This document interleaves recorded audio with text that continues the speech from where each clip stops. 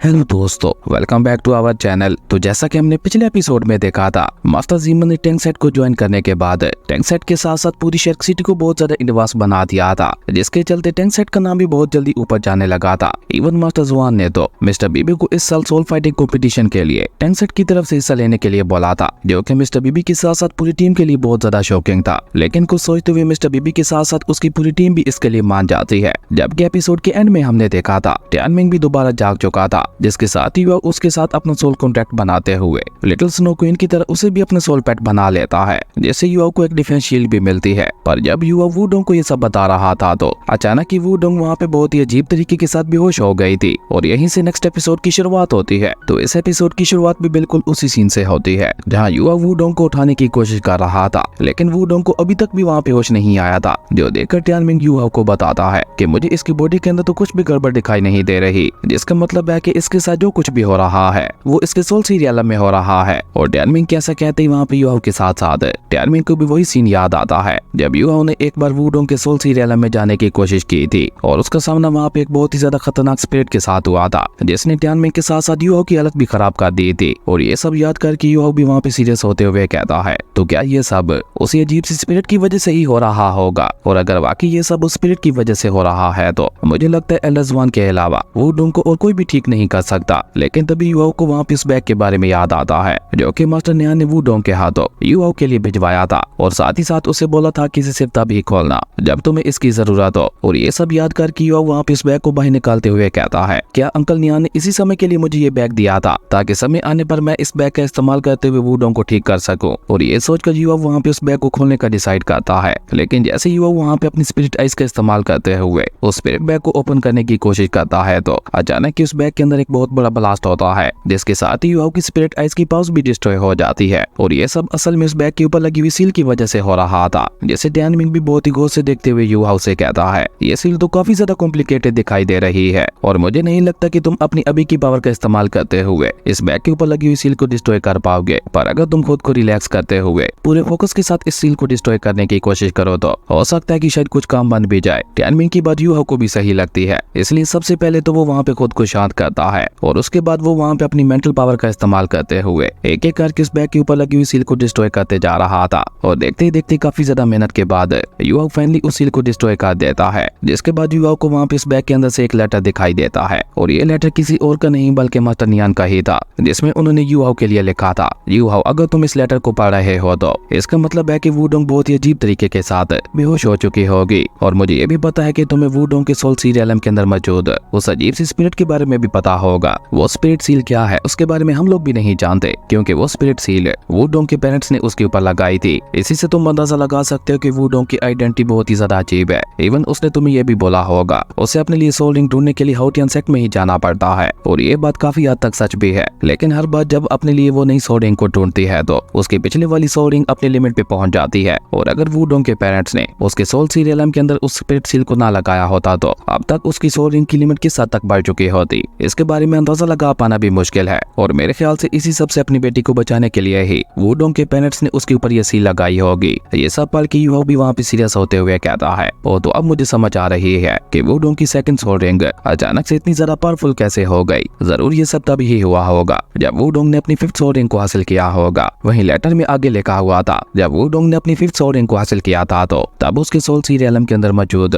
वो spirit seal धीरे धीरे कमजोर पड़ने लगी। हालांकि हमने उस स्पिरिट सील को दोबारा ठीक करने की भी कोशिश की, लेकिन हम दोनों भी उसमें नाकाम रहे। पर हमने उस स्पिरिट सील को दोबारा ठीक करने का एक नया रास्ता ढूंढ निकाला है। अगर हम लोग उस मेथड का इस्तेमाल करते हैं तो वूडोंग की फिजिकल बॉडी की स्ट्रेंथ बहुत ज्यादा बढ़ जाएगी, और उसी के साथ साथ उसकी सोल रिंग की पास खुद ब खुद ही कम हो जाएगी, और ऐसा होते ही वो सील भी खुद ब खुद ही ठीक हो जाएगी। लेकिन इस मेथड को पूरा करने के लिए हमें कुछ फ्रेश हर्ब्स की जरूरत होगी, और इसके लिए सबसे ज्यादा जरूरी है रेड हार्ट ब्रोकन प्लांट। लेकिन उस रेड हार्ट ब्रोकन प्लांट को ढूंढना बहुत ही ज्यादा मुश्किल काम है। वो तुम्हें टियानहू एम्पायर के सनसेट फॉरेस्ट के अंदर मिलेगा, जिसका मैप तुम्हें इसी लेटर के पीछे मिल जाएगा। और जहाँ पे तुम्हें जाना है उस एरिया को सन फॉरेस्ट का आइस एंड फायर एरिया कहा जाता है। और जैसे युवा को सनसेट फॉरेस्ट के बारे में पता चलता है तो युवा वहाँ पे एक भी पल गंवाए बगैर बहुत ही तेजी के साथ वहाँ पे टैन वो एम्पायर की तरफ ही जाने लगा था। और जैसे ही वहाँ की युवा को वहाँ पे इस तरह से तेजी से भागते हुए देखती है तो वो भी वहाँ पे बहुत ही तेजी के साथ युवा के पीछे जाते हुए उससे पूछती है, युवा आखिर तुम इतनी हड़बड़ी में कहाँ जा रहे हो? जिसपे युवा भी उसे वहाँ पे जवाब देते हुए कहता है कि मुझे एक बहुत ही ज्यादा जरूरी काम है,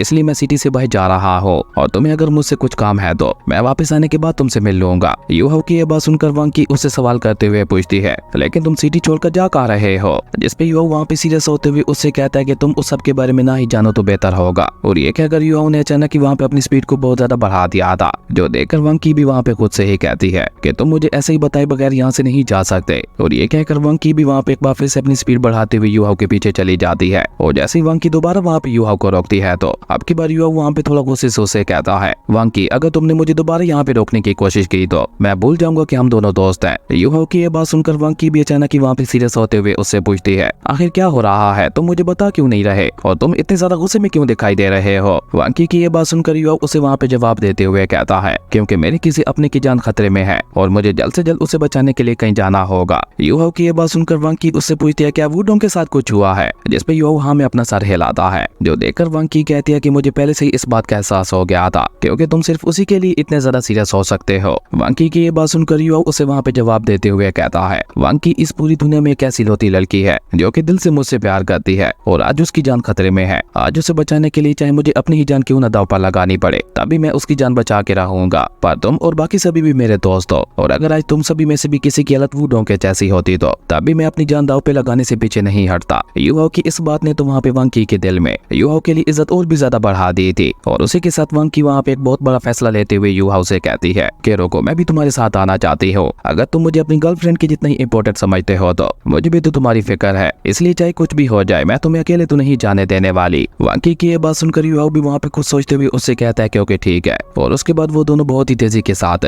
सीधा टैन एम्पायर की तरफ ही रवाना हो गए थे। जबकि वहीं दूसरी तरफ हमें आउटियन सेट का सीन दिखाया जाता है, जहाँ दोनों ही मास्टर्स बैठे हुए बोर्ड गेम खेल रहे थे कि तभी अचानक ही वहाँ का मौसम बहुत ही ज्यादा खराब होने लगता है। और ये इस बात का संकेत था कि युवा ने उस बैग को खोल दिया है जो उन्होंने वुडोंग के हाथों से युवा के लिए भिजवाया था। और ये पता चलते ही मास्टर टाई वहाँ पे मास्टर नीटियान से कहते हैं, बिग ब्रदर इसका मतलब है कि उस लड़के युवा ने फाइनली उस बैग को खोल ही दिया। जिसपे मास्टर नीटियान भी वहाँ पे युवा से इंप्रेस होते हुए कहते हैं, ये लड़का युवा तो हमारी सोच से भी ज्यादा जल्दी ग्रो कर रहा है। मास्टर नीटियान की ये बात सुनकर मास्टर टाई वहाँ पे थोड़ा परेशान होते हुए मास्टर नीटियान से कहते हैं कि वो सब तो ठीक है, लेकिन अभी वो जिस जगह पे जाने वाला है क्या वो अपने अभी की कल्टीवेशन लेवल के मुताबिक वहाँ पे सर्वाइव कर पाएगा? क्योंकि आपको तो पता ही है कि वो जगह कितनी ज्यादा खतरनाक है। मास्टर टाई की ये बात सुनकर मास्टर नीटियान भी वहाँ पे सीरियस होते हुए कहते हैं, क्या पीछे हटने का कोई भी रास्ता नहीं है? ये इस लड़के युवा का एक बहुत बड़ा इम्तिहान है, इसलिए हमें भी उस लड़के युवा के ऊपर यकीन करना ही होगा, क्योंकि अब सिर्फ वही वुडोंग को पूरी तरह से ठीक कर सकता है। जबकि वहीं दूसरी तरफ हम वांकी और युवा को देखते हैं, जिन्हें वहाँ पे इसी तरह से उड़ते हुए एक दिन से भी ज्यादा का समय गुजर चुका था, लेकिन अभी तक भी वो दोनों अपनी मंजिल पे नहीं पहुंचे थे। जो देखकर वांकी युवा से सवाल करते हुए पूछती है कि हमें इस तरह से उड़ते हुए एक दिन से भी ज्यादा का समय गुजर चुका है, आखिर हम लोग जा कहाँ रहे हैं? जिसपे युवा अचानक ही वहाँ पे एक बार फिर से अपनी स्पीड को बढ़ाते हुए उसे बताता है कि हम लोग टैनू एम्पायर की तरफ जा रहे हैं। जबकि वहीं दूसरी तरफ हम देखते हैं कि युवा के सभी दोस्त वहाँ पे वुडोंग के पास ही आ चुके थे, लेकिन उन्हें वुडोंग से भी ज्यादा युवा की परेशानी हो रही थी, क्योंकि युवा कल रात से गायब था और उसके बारे में वहाँ पे किसी को कुछ भी नहीं पता था। तभी ज़ियाओ जल्दी से वहाँ पे भागते हुए आकर उन सभी को बताती है कि कल रात सिटी के गार्ड्स ने युवा के साथ साथ एक और लड़की जो कि और कोई नहीं बल्कि वांकी ही थी, उन दोनों को बहुत ही तेजी के साथ सिटी से बाहर जाते हुए देखा था। इसी बीच हम देखते हैं कि युवा और वांकी दोनों ही वहाँ पे बहुत ही तेजी के साथ उड़ते हुए टियानो एम्पायर के बॉर्डर के पास पहुंच चुके थे, जहाँ दो अनजान लोगों को इस तरह से अपने एम्पायर की तरफ बढ़ते हुए पाकर सिटी के गार्ड्स भी वहाँ पे सावधान हो चुके थे। पर युवा तो वहाँ पे उन्हें इग्नोर करते हुए बहुत ही तेजी के साथ वहाँ से आगे बढ़ जाता है, जो देखकर वो सभी गार्ड्स भी बहुत ही तेजी के साथ उनके पीछे जाने लगते हैं। और उन सभी गार्ड्स को वहाँ पे लीड कर रही थी एक लड़की, जिसकी आज से कुछ साल पहले युवा के साथ जंगल के अंदर मुलाकात भी हुई थी। और वो लड़की पीछे से ही वहाँ पे युवा को धमकी देते हुए कहती है कि तुम लोग इस तरह इजाजत के बगैर हमारे टियानो एम्पायर के अंदर एंटर नहीं कर सकते, इसलिए प्लीज रुक जाओ, हमें तुम्हारी आइडेंटिटी को चेक करने दो। उस लड़की की आवाज सुनकर युवा को वहाँ पे पता चल जाता है कि ये वही लड़की डूजी है, लेकिन ये सब पता चलने के बावजूद भी युवा वहाँ पे नहीं रुकता और वो इसी तरह से वहाँ पे बहुत ही तेजी के साथ आगे बढ़ने लगा था। जो देखकर वहाँ की युवा उसे कहती है तुम इसी तरह से आगे बढ़ते रहो, मैं अभी इन सभी को संभालती हूँ। जिसपे युवा उसे वहाँ पे रोकते हुए कहता है कि नहीं रुको, मैं वैसे ही इन्हें यहाँ पे रोक देता हूँ। और ये कहकर युवा वहाँ पे अपनी मेंटल पावर का इस्तेमाल करते हुए डूजी के साथ साथ उसके सभी गार्ड्स को भी वहाँ पे मेंटल शॉक देता है, जिसके चलते मजबूरन उन सभी को वहीं पे रुकना पड़ा था, लेकिन यूहाओ की इस मेंटल पावर को देखकर 2G को भी वहाँ पे पता चल जाता है कि ये लड़का कोई और नहीं बल्कि यूहाओ ही है। और साथ ही उसे यूहाओ वहाँ पे धमकी देते हुए कहता है कि अब अगर तुम लोगों ने हमारे पीछे आने की कोशिश की तो मजबूरन हमें यहाँ पे तुम्हारे स्टैन एम्पायर को डिस्ट्रॉय करना पड़ेगा। अब यूहाओ की ये बात सुनकर तो 2G को वहाँ पे पूरा यकीन हो गया था कि ये लड़का कोई और नहीं बल्कि यूहाओ ही है। तभी एक गार्ड वहाँ पे 2G से सवाल करते हुए पूछता है, कैप्टन अब हम क्या करें, क्या हम आउटर गार्ड्स को भी इसके बारे में इन्फॉर्म कर दें? जिसपे 2G मना करते हुए कहती है कि नहीं छोड़ो, ये हमारा एक पुराना दोस्त है जिसने आज से कुछ साल पहले जंगल में हमारी मदद की थी। जबकि वहीं दूसरी तरफ हम देखते हैं कि यूहाओ और वांकी वहाँ पे बहुत ही तेजी के साथ आगे बढ़ते हुए सनसेट फॉरेस्ट में आ चुके थे, जहाँ यूहाओ आगे का रास्ता देखने के लिए मैप को बाहर निकालता है, जिसके मुताबिक उन लोगों को सनसेट फॉरेस्ट के डीप में जाना होगा और वहाँ पे बने हुए एक पोर्टल के जरिए वो लोग फायर एंड आइस वाले एरिया में जा सकते थे, जिसे कि सनसेट फॉरेस्ट का हार्ट भी कहा जाता था। लेकिन तभी अचानक ही वांकी को वहाँ पे एहसास होता है कि आसमान काला होता जा रहा है। वांकी की ये बात सुनकर जब यूहाओ भी ऊपर की तरफ देखता है तो आसमान वाकई धीरे धीरे वहाँ पे और भी ज्यादा काला होता जा रहा था, जो देखकर यूहाओ भी सीरियस होते हुए कहता है कि आखिर यहाँ पे ये सब हो क्या रहा है। और इस बारे में पता लगाने के लिए यूहाओ अपनी सोल डिटेक्शन टेक्निक का इस्तेमाल करता है, जहाँ उसे अपनी सोल डिटेक्शन टेक्निक की मदद से पता चलता है कि ये सब वहाँ पे फैली हुई पॉइजनस गैस की वजह से हो रहा है। और इसलिए वो दोनों भी वहाँ पे जल्दी से उस पॉइजनस गैस से बचने के लिए ऊपर हवा में आ जाते हैं, क्योंकि वो पॉइजनस गैस इतनी ज्यादा खतरनाक थी कि अगर वो उन दोनों की बॉडी को भी छू लेती तो उन्हें वहीं के वहीं खत्म कर देती। जो देखकर वांकी वहाँ पे सीरियस होते हुए यूहाओ से कहती है कि अगर हमें इस फॉरेस्ट के डीप में जाना है तो हमें इस खतरनाक पॉइजनस गैस को पार करके ही जाना होगा, पर अगर हम इस पॉइजनस गैस के अंदर एंटर करते हैं तो ये उसी समय हमारी जान ले लेगी। वांकी की ये बात सुनकर यूहाओ उसे वहाँ पे बताता है कि इस पॉइजनस गैस से बचने के लिए मेरे पास एक सोल गाइडेंस वाली मैजिक बाल तो है, लेकिन एक तो ये पॉइजन बहुत ही ज्यादा खतरनाक दिखाई दे रहा है और ऊपर से इस पॉइजनस गैस ने काफी सारी एरिया को कवर कर रखा है। मुझे नहीं लगता कि मैं अपनी सोल पावर का इस्तेमाल करते हुए इतनी देर तक उस मैजिक बाल को संभाल पाऊंगा। जिसपे वांकी उससे कहती है, पर इसके अलावा हमारे पास कोई रास्ता भी तो नहीं है, इसलिए मेरे ख्याल से हमें ये रिस्क लेना ही होगा। वांकी की ये बात सुनकर यूहाओ भी यहाँ में अपना सर हिलाता है और वो दोनों ही उड़ते हुए वहाँ पे आगे बढ़ने लगते हैं, क्योंकि अभी तक ऊपर हवा में वो पॉइजनस गैस नहीं फैली थी। लेकिन तभी एक जगह पे आकर उन दोनों को वहाँ पे रुकना पड़ता है। अब यहाँ से आगे वो लोग नहीं जा सकते थे, जो देखकर यूहाओ वहाँ पे वांकी से कहता है कि मेरे ख्याल से तुम्हें यहीं पे रुकना चाहिए, क्योंकि आगे बहुत ही ज्यादा खतरा है। जिसपे वांकी उससे कहती है, लेकिन तुम्हारा क्या? जिसपे यूहाओ वहाँ पे सीरियस होते हुए उससे कहता है, मुझे कुछ भी करके अंदर जाना ही होगा और वुडोंग के इलाज के लिए उस रेड हार्ट ब्रोकन प्लांट को भी ढूंढना होगा, क्योंकि अगर वुडोंग को कुछ हो गया तो फिर मेरे जीने का क्या ही फायदा। इसलिए मैं यहाँ पे उस रेड हार्ट ब्रोकन प्लांट को ही ढूंढते हुए मरना चाहूंगा। यूहाओ की ये सारी बातें सीधा वांकी के दिल के ऊपर जाके लगती हैं और अचानक ही उसका दिल बहुत ही तेजी के साथ धड़कने लगा था, पर वो जल्दी से अपने इमोशंस के ऊपर काबू पाते हुए यूहाओ से कहती है, तुम बहुत ही ज्यादा बेवकूफ हो और अगर तुम अकेले आगे बढ़ते हो तो बहुत ही जल्दी तुम यहाँ पे मारे जाओगे, इसलिए मुझे तो तुम्हारे साथ आना ही होगा। वांकी की ये बात सुनकर यूहाओ के फेस के ऊपर भी स्माइल आ जाती है और वो भी उसे अपने साथ ले जाने के लिए वहाँ पे मान के आता। जिसके बाद यूहाओ जल्दी से वहाँ पे अपने सोल गाइडेंस वेपन को बाहर निकालते हुए एक बहुत ही ज्यादा पावरफुल सोल गाइडेंस बॉम्ब की मदद से सीधे नीचे वहाँ पे अटैक कर देता है और यूहाओ के उस खतरनाक अटैक के साथ ही वो पॉइजनस गैस वहाँ पे खत्म होने लगी थी। लेकिन यूहाओ वहाँ पे भी नहीं रुकता, वो लगातार सोल गाइडेंस बॉम्ब्स का इस्तेमाल करते हुए वहाँ पे जगह जगह पे ब्लास्ट करवाया जा रहा था, जिसके चलते वहाँ पे उस पॉइजनस गैस के बीचों बीच एक रास्ता भी बनने लगा था, जिससे यूहाओ वहाँ पे अपनी सोल डिटेक्शन टेक्निक का इस्तेमाल करते हुए देख पा रहा था। और उसी के साथ साथ यूहाओ वहाँ पे अपनी सोल डिटेक्शन टेक्निक को वांकी के साथ भी शेयर कर देता है, जिसके चलते अब वो भी वहाँ पे यूहाओ की तरह उस रास्ते को देख पा रही थी और अपनी सोल डिटेक्शन टेक्निक का इस्तेमाल करते हुए यूहाओ को वहाँ पे वो पोर्टल भी दिखाई देने लगा था, जिससे होते हुए वो दोनों वहाँ पे आइस एंड फायर वाले एरिया के अंदर जा सकते थे। और उस बारे में पता चलते ही यूहाओ वांकी को लेकर अपने बनाए हुए रास्ते से होते हुए बहुत ही तेजी के साथ आगे बढ़ने लगा था, पर यूहाओ का बनाया हुआ ये रास्ता भी वहाँ पे बहुत जल्दी खत्म होता जा रहा था, जो देखकर वांकी उससे कहती है कि हमें जितना जल्दी हो सके यहाँ से निकलना होगा, क्योंकि ये पॉइजनस गैस बहुत ही जल्दी दोबारा यहाँ पे फैल रही है। वांकी की ये बात सुनकर यूहाओ भी जल्दी से वहाँ पे उस मैजिक बॉल को भी एक्टिवेट कर लेता है, जिसके साथ ही यूहाओ ने वहाँ पे अपनी उड़ने की स्पीड को और भी ज्यादा बढ़ा दिया था और देखते ही देखते वो दोनों वहाँ पे इसी तरह से आगे बढ़ते हुए पॉइजन के अंदर एंटर कर जाते हैं। और वो पॉइजन इतना ज्यादा खतरनाक था कि वो मैजिक बॉल भी उसे वहाँ पे नहीं संभाल पा रही थी। इवन हम देखते हैं कि धीरे धीरे उस मैजिक बॉल के अंदर क्रैक्स भी आना शुरू हो चुके थे, पर यूहाओ वहाँ पे फिर भी हार नहीं मानता। वो अपना पूरा दम लगाते हुए बहुत ही तेजी के साथ वहाँ पे आगे बढ़ने लगा था। लेकिन जैसे जैसे वो दोनों आगे बढ़ रहे थे वैसे वैसे उस मैजिक बॉल के अंदर आए हुए क्रैक्स भी बढ़ने लगे थे और अभी उन लोगों ने वहाँ पे आधा ही रास्ता पार किया था कि अचानक यूहाओ की सोल पावर वहाँ पे कम होने लगती है, जिसके चलते एक तो यूहाओ की स्पीड वहाँ पे कम हो चुकी थी, दूसरा उस मैजिक बॉल की पावर भी धीरे धीरे वहाँ पे कम होने लगी थी, जो देखकर वांकी जल्दी से आगे बढ़ते हुए यूहाओ का हाथ पकड़ लेती है और वो खुद वहाँ पे बहुत ही तेजी के साथ यूहाओ को लेकर आगे बढ़ने लगी थी। और इसी तरह वहाँ पे तेजी के साथ आगे बढ़ते हुए उन दोनों की नजर वहाँ पे बहुत ही खतरनाक पॉइजनस प्लांट्स के ऊपर पड़ती है और उन्हीं प्लांट से ये खतरनाक पॉइजन निकल रहा था, जो देखकर वांकी भी वहाँ पे चौंकते हुए कहती है, ओ तो ये है इस पॉइजनस गैस गैस का राज। और इसी बीच वो दोनों वहाँ पे आगे बढ़ते हुए उस पोर्टल के काफी करीब आ जाते हैं, लेकिन वहाँ पे उसके करीब आते ही अब वांकी की सोल पावर ने भी वहाँ पे जवाब दे दिया था, जिसके चलते तो उस मैजिक बॉल का पूरा एक टुकड़ा ही वहाँ पे उड़ जाता है, जिसके साथ ही उन दोनों की स्पीड वहाँ पे एक बार फिर से बहुत ज्यादा कम हो जाती है। जो देखकर वांकी वहाँ पे सीरियस होते हुए यू हाउ से कहती है कि हम दोनों ने यहाँ पे अपनी अपनी सोल पावर का पूरी तरह से इस्तेमाल कर लिया है, तो अब बारी है प्लान बी की। तो अब तुम्हें यहाँ पे उसी वुल्फ एप सोल बोन का ही इस्तेमाल करना होगा। असल में इस पॉइजनस गैस में आने से पहले वांकी ने उस वुल्फ एप वाली सोल बोन को वहाँ पे यू हाउ को दे दिया था, ताकि अगर उनके रास्ते में कोई खतरा आता है तो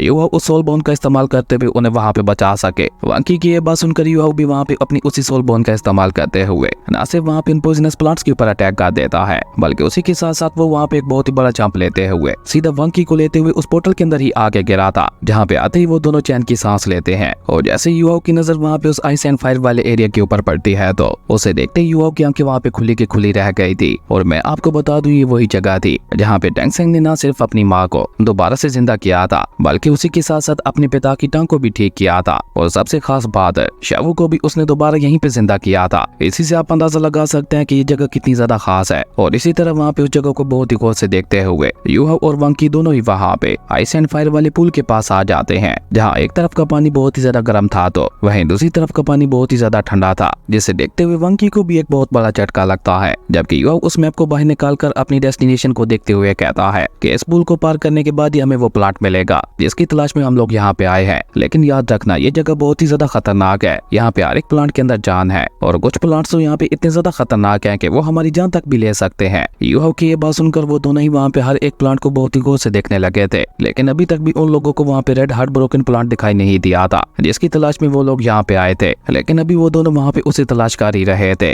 कि तभी अचानक कि वहाँ पे वांकी के ऊपर एक बहुत ही ज्यादा खतरनाक अटैक होता है। लेकिन यू हाउ ने जल्दी से उसे वहाँ पे धक्का देते हुए किसी तरह से बचा लिया था, वरना अगर वो अटैक वहाँ पे वांकी को लग जाता तो उसका खेल वहीं पे खत्म हो जाना था। और तभी उन दोनों की नजर वहाँ पे उसी तरफ जाती है जहाँ से उनके ऊपर अटैक हुआ था। तो वहाँ पे हम देखते हैं कि एक सनफ्लावर से बहुत ही ज्यादा खतरनाक फायर स्पिरिचुअल ऑरा निकल रहा था, और उस सनफ्लावर का ऑरा ही इतना ज्यादा खतरनाक था कि उससे यू हाउ और वांकी दोनों को ही वहाँ पे बहुत ज्यादा गर्मी महसूस हो रही थी। जो देखकर यू हाउ जल्दी से अपनी आइस एक्सट्रीम की पावर का इस्तेमाल करते हुए जल्दी से उस फायर ऑरा को वहाँ पे डिस्ट्रॉय कर देता है। जो देखकर वो सनफ्लावर भी वहाँ पे ह्यूमन वाली लैंग्वेज बोलते हुए कहती है, तुम दोनों ह्यूमंस की हिम्मत कैसे हुई इस फायर एंड आइस वाले एरिया के अंदर आने की? क्या तुम्हें नहीं पता कि यहाँ पे आना मना है? अब उस फ्लावर को वहाँ पे इस तरह से बोलते हुए देखकर वांकी वहाँ पे यू हाउ से कहती है, जरूर ये फ्लावर 1 लाख साल पुराना होगा, तभी तो ये यहाँ पे हमारे साथ इंसानी भाषा में बात कर रहा है। वांकी की ये बात सुनकर वो फ्लावर उन्हें वहाँ पे बताता है कि मैं कोई 1 लाख साल पुरानी सोल बीस्ट नहीं हूँ। तुम लोग अभी जहाँ पे जिस जगह पे मौजूद हो इसे आइस एंड फायर एरिया बोला जाता है, और यहाँ का एक दिन बाहर के 10 दिन के बराबर होता है। इसलिए वैसे तो अभी मेरी उम्र सिर्फ 10,000 साल ही है, लेकिन आउटसाइड वर्ल्ड के मुताबिक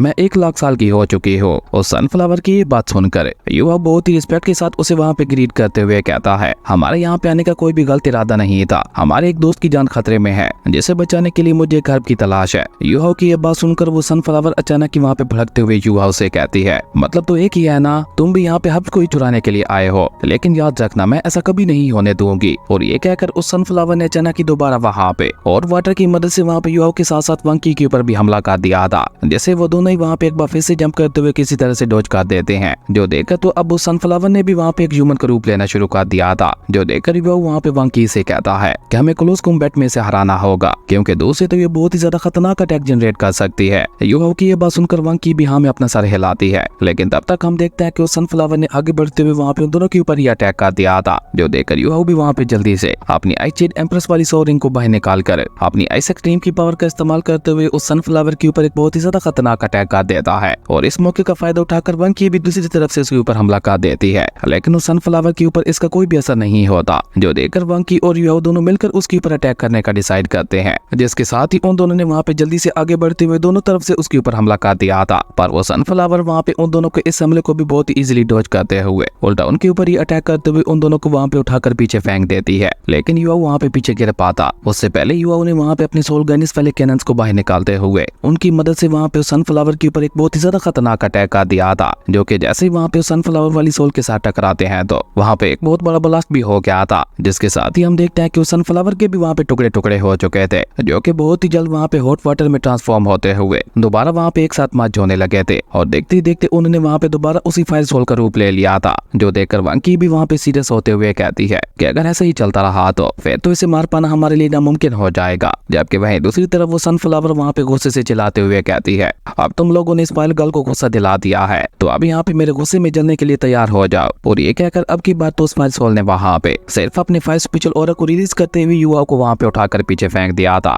और इस मौके का फायदा उठाकर वो वहाँ पे बहुत ही तेजी के साथ अपने पीछे खड़ी हुई वंकी के ऊपर हमला करने के लिए आगे बढ़ती है, जिसे रोकने के लिए वंकी ने भी वहाँ पे अपनी ड्रैगन स्पीयर को आगे कर दिया था। जो देखते ही वो वहाँ पे समझ चुका था कि वंकी यहाँ पे अकेले उस फायर सोल का मुकाबला नहीं कर पाएगी, इसलिए युवा भी उसकी मदद करने के लिए उसके पास पहुंच चुका था। लेकिन उसके बावजूद भी उन दोनों को वहाँ पे उस फायर सोल के हमले को रोकने के लिए काफी ज्यादा मेहनत करनी पड़ रही थी। जो देखकर युवा वहाँ पे गुस्से से चलाते हुए कहता है कि अब बहुत हो गया। और ये कहकर युवा जल्दी से वहाँ पे स्नो क्वीन को भी बाहर निकाल लेता है, जो कि बाहर आती वहाँ पे घबराते हुए कहते हैं कि यहाँ पे कितनी ज्यादा गर्मी है। लेकिन अभी वहाँ पे सबका समय नहीं था। युवा जल्दी से वहाँ पे स्नो क्वीन के साथ मिलकर अपनी फ्यूजन टेक्निक का इस्तेमाल करते हुए वहाँ पे सोल फायर के ऊपर अटैक करके उसे वहाँ पे अपनी आइस के अंदर जमाने लगा था। जो देखकर वो सोल फायर जल्दी से अपने सनफ्लावर के अंदर जाने की कोशिश करती है, लेकिन इस मौके का फायदा उठाकर वंकी ने अपने ड्रैगन स्पीयर की मदद से उस सोल फायर के ऊपर अटैक करते हुए वहाँ पे एक बार फिर से उसके टुकड़े टुकड़े कर दिए थे। जो देखकर तो अब उस सनफ्लावर का गुस्सा भी वहाँ पे आउट ऑफ कंट्रोल हो गया था और अब की बार वो पहले से भी ज्यादा वहाँ पे सोल फायर को क्रिएट करने लगे थे, जिसे देखकर तो युवा भी वहाँ पे परेशान हो चुका था। और इसी कमाल के सीन के साथ हमारी अमेजिंग एपिसोड यहीं पे खत्म हो जाता है। दोस्तों, अगर आपको ये वीडियो अच्छी लगी तो लाइक कर दें और अगर चैनल पे नए आए हो तो सब्सक्राइब करते जाना। तो मिलते हैं एक न्यू वीडियो में, तब तक के लिए बाय।